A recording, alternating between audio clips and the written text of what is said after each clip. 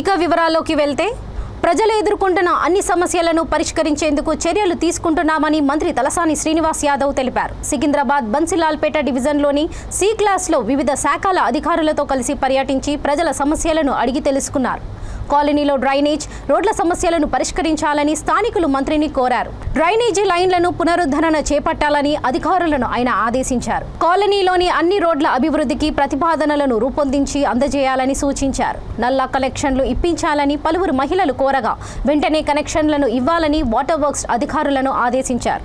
Colony ప్రజల అవసరాల కోసం కమ్యూనిటీ హాల్ నిర్మాణం కోసం 25 లక్షల రూపాయలను మంజూరు చేస్తున్నట్లు ప్రకటించారు. వెంటనే ప్రతిపాదనలను అందజేయాలని ఆదేశించారు. కాలనీ ప్రజల అవసరాల కోసం కమ్యూనిటీ హాల్ నిర్మాణం కోసం 25 లక్షల రూపాయలను మంజూరు చేస్తున్నట్లు ప్రకటించారు.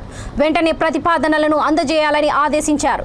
ఎలాంటి సమస్య ఉన్నా తన దృష్టికి తీసుకొస్తే వాటి పరిష్కారానికి చర్యలు తీసుకుంటామని అన్నారు. మంత్రి వెంట corporator Hemalatha, zonal commissioner Srinivas Reddy, E Sudarshan, water works GM Prabhu, sanitation D Srinivas, BRS division అధ్యక్షుడు రాజు తదితరులు ఉన్నారు.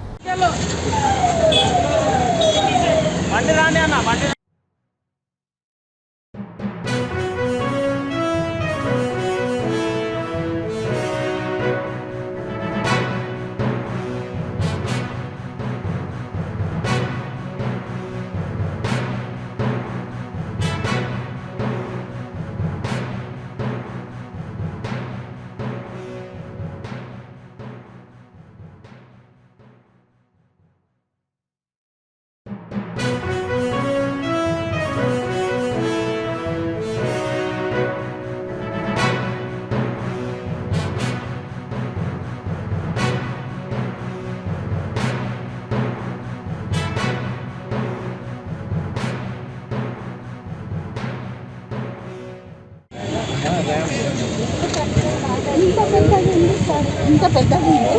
అది నీళ్ళు ఇట్లా పోయేది ఏమైతుంది, ఇట్లా వచ్చేస్తుంది. ఇట్లా కొట్టి మొత్తం అది 50 సంవత్సరాల నుండి